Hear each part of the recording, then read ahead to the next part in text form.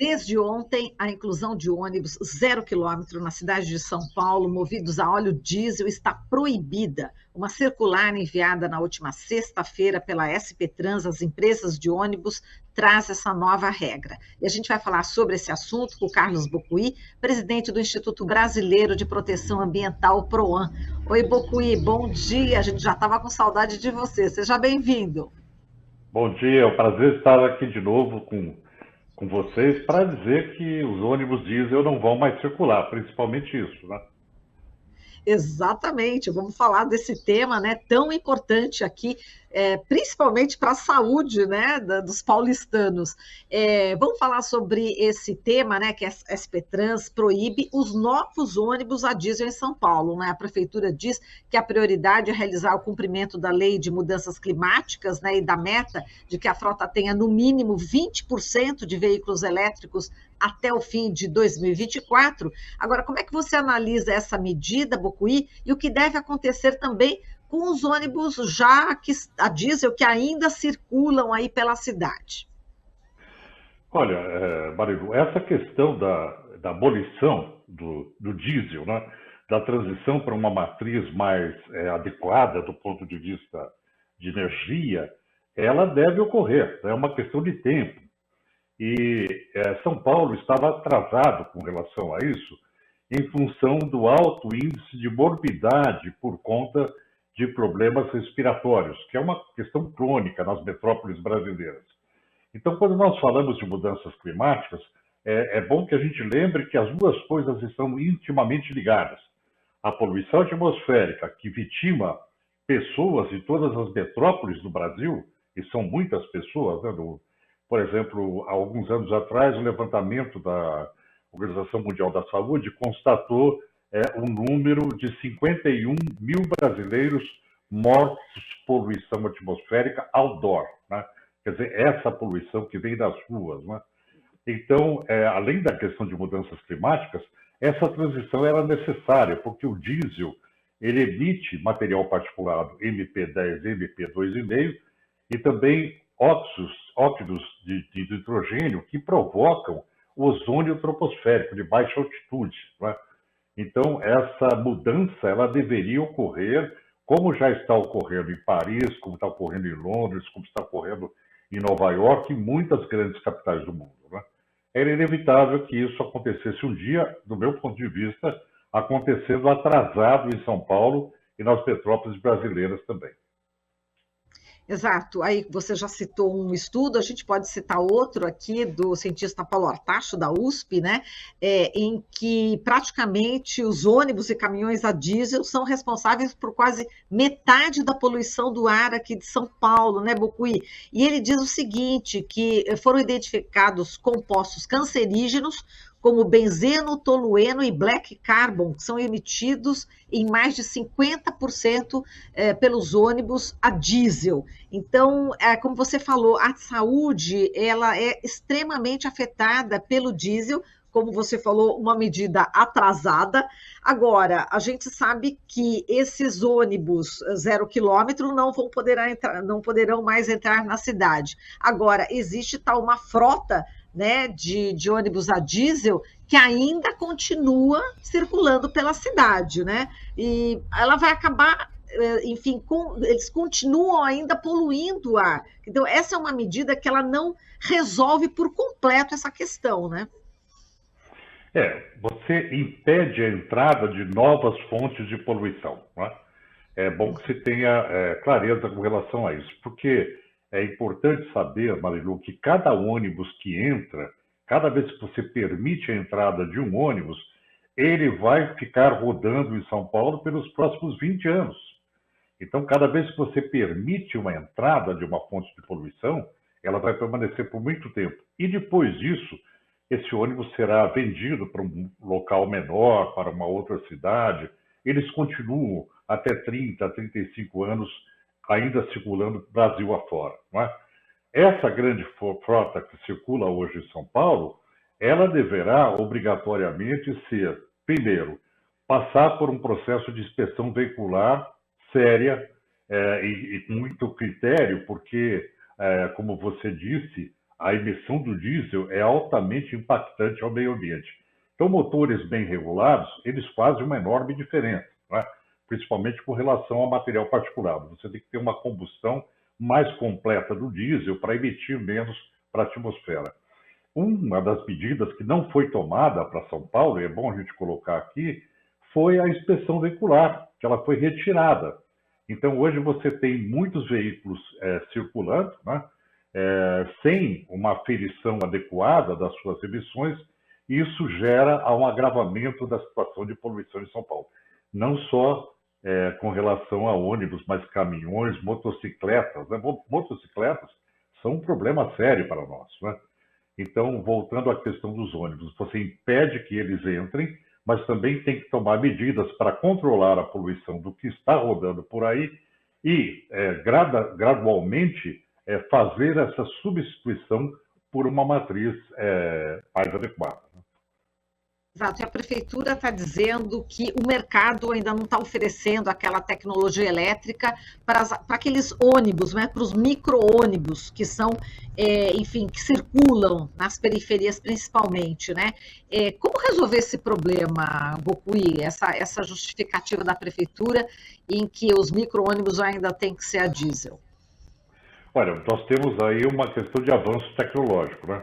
Você tem empresas já fabricando, o próprio chassi do ônibus é uma bateria que acaba resolvendo esse problema com relação à autonomia, que era o grande problema que nós tínhamos com relação à frota elétrica, né? Mas essa tecnologia, ela está avançando. A partir do momento que você vai criando oportunidade de mercado para a energia mais limpa, ela vai se desenvolvendo. Isso aí é inovação tecnológica, obrigatoriamente ela acaba ocupando esse espaço, né? E, com o tempo, nós acabamos trocando toda a frota, é o que vai acontecendo em São Paulo. Algumas cidades do mundo mantêm regiões específicas livres de poluição, então, onde nada que seja diesel circule, né? Também há regiões, por exemplo, em Londres, que eles não permitem nem circulação, apenas a mobilidade por bicicletas, etc. Então, nós tendemos a avançar, principalmente nos espaços urbanos, para áreas livres de poluição atmosférica, né? Tendo em vista, Marilu, você pode até falar, olha, o ônibus elétrico vai custar mais, e aí a passagem vai ficar mais cara, o governo vai ter que desembolsar dinheiro para subsidiar isso. Tudo bem, mas o dinheiro que você gasta com saúde pública, né? Não só a perda das vidas, mas também a qualidade de vida dos paulistas, no caso, da população de São Paulo. Então, tudo isso é uma conta que tem que ser feita do ponto de vista da administração, da governança, como uma conta integrada. Não é possível você ter passagem mais barata a diesel e, por outro lado, você ter um grande custo de saúde pública da rede pública de atenção à saúde, não é? Então, essa transição, ela vai acabar acontecendo. Exato. Agora, os empresários também podiam abrir um pouquinho da parcela do lucro, né, Bocuí? Então, essa questão da atividade social, né, que é praticada pelo transporte público, que é essa função social que se tem, é necessária, e para isso o governo deve ser rigoroso com relação ao custo para o cidadão, né? A vida não está fácil. Agora, tem que se pensar uma coisa também, o diesel, ultimamente, subiu muito, né? O próprio petróleo passou por uma escalada, e isso estava levando a um custo bastante elevado do transporte coletivo. Então, o fato de transitarmos agora para uma matriz hidrelétrica, para uma matriz elétrica de mobilidade, ela é muito bem vista, porque ao longo do tempo ela vai se tornar barata, por uma questão de tecnologia. Estou vendo aqui uma notícia, você falando em tecnologia, né? Então eu vi aqui uma notícia de que um estudo aponta que substituição de ônibus a diesel por veículos elétricos lá em Porto Alegre já tem custos competitivos, e eles colocam aqui, enfim, inclusive uma reportagem aqui do G1, da Juliana Lisboa, e ela diz que é uma pesquisa na Universidade Federal do Rio Grande do Sul traçou assim alternativas para reduzir o impacto ambiental e o custo do transporte público. É uma dissertação do pesquisador Guilherme Ruggeri, que comparou a frota de ônibus a diesel de Porto Alegre com cenários em que seriam utilizados percentuais da frota de ônibus elétricos, né? Então existe aí esse avanço nos estudos, como você disse, pode ser realmente bastante viável e é necessário mesmo para a nossa saúde, para a saúde do ambiente. Não é isso, Bocuí? Olha, nós estamos num processo de transição, né? Esse processo de transição, do ponto de vista climático, das emissões de gases de efeito estufa, é obrigatório. Como disse o Paulo Artacho, você tem black carbon, você tem outros elementos que vão para a atmosfera e agregam poluição na questão de gases de efeito estufa, né? Que não se considera ainda adequadamente como poluição, mas na medida que afeta um esforço global para a manutenção do clima, né? Então, essa transição ela é absolutamente necessária em função da emergência climática. E se nós considerarmos os custos para a sociedade global com relação aos efeitos nefastos das mudanças climáticas, nós vamos ver que qualquer investimento feito agora para diminuir as emissões, como, por exemplo, diminuir no Brasil o desmatamento da Amazônia, que é o grande vilão no nosso caso aqui, é extremamente bem-vindo, né? É a lição de casa que todos nós devemos fazer nesse processo de antropoceno, onde as atividades humanas extrapolam os limites do planeta. Então, quando você tira o ônibus diesel, você está dando um grande salto nessa direção, que é a direção da sustentabilidade real, né? Que permite que o planeta tenha mais qualidade, não só para São Paulo, mas com reflexos de alguma forma em todo o planeta. Como dizem, né? O velho ditado que uma borboleta batendo asas, ela faz efeito em todo o planeta. É verdade, né? Cada emissão diesel faz diferença. Exato. E nesse estudo eu achei interessante lá do Rio Grande do Sul, da universidade, que eles dizem, né, que o uso da energia solar e também o sistema fotovoltaico on-grid, né, vai abater os custos com a energia elétrica dos ônibus. E, enfim, além da consideração de um valor residual para as baterias usadas dos ônibus elétricos em uma segunda vida como baterias estacionárias. Quer dizer, está tudo interligado, falando aí da borboleta, está tudo interligado, né? Enfim, são várias medidas que se entrelaçam e contribuem com isso que você acabou de falar, né? Exatamente. O exemplo da borboleta, ele quer dizer isso, exatamente isso. Você tem um processo, você tem que ter um modelo de governança que ele tenha uma visão de todos os seus componentes de forma interdisciplinar, multidisciplinar, e aí você obtém um resultado razoável em termos de transformação civilizatória. Nós estamos nesse estágio de transformação, não é? Então, não podem os empresários, os fabricantes alegarem que não sabiam, não é? Isso era inevitável para o mercado. Então, você vai ter um impacto de mercado, vai ter que ter uma mudança, vai ter que ter, porque quando o Brasil tentou fazer a discussão para motores mais avançados, mesmo sendo diesel, o setor empresarial relutou, né? O Brasil exportava para o Chile, para o México, e não colocava os ônibus Euro 6 aqui no Brasil, que é o modelo mais avançado. Então, é muito importante que o governo seja muito firme, né?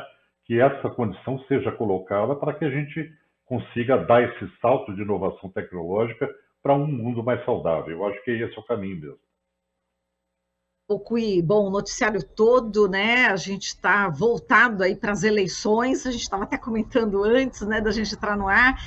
Você falou em transformação civilizatória, eu queria que você comparasse rapidamente, né? Estou pegando aqui, fugindo um pouco desse tema, mas também tem a ver, né? Está tudo interligado. Em relação aos dois candidatos à presidência da República, Lula e Bolsonaro, os dois com governos já com experiência, né? Lula com 2 mandatos e Bolsonaro com 1 mandato. Qual a comparação que você poderia fazer, né, desses 2 governos em relação, enfim, ao meio ambiente, né, onde você é o nosso mestre aqui, Bocuí? Olha, não sei se mestre, eu sou um grande aprendiz da área, né? Mas o que me parece é que, falando em aprendizes, né, o candidato Lula, ele tem mudado muito o seu discurso, né, ultimamente, absorvendo essa vertente ambiental. E o candidato Bolsonaro não faz isso, né? Então, do ponto de vista ambiental, não há dúvida que, como elemento transformador para o Brasil, o candidato Lula ele tem muito maior capacidade, não só de retomada de protagonismo interno do Brasil, com um programa sólido ambiental, como também uma possibilidade de inserção do Brasil no cenário global do ponto de vista de um país com uma política ambiental consistente, portanto, inserido na modernidade global, né?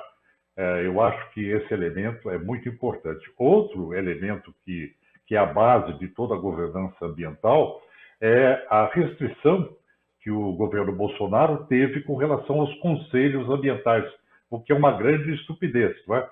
Porque a sociedade ela ajuda a tomar a decisão adequada, não só as entidades não governamentais, a participação da sociedade civil, mas também a participação da comunidade científica.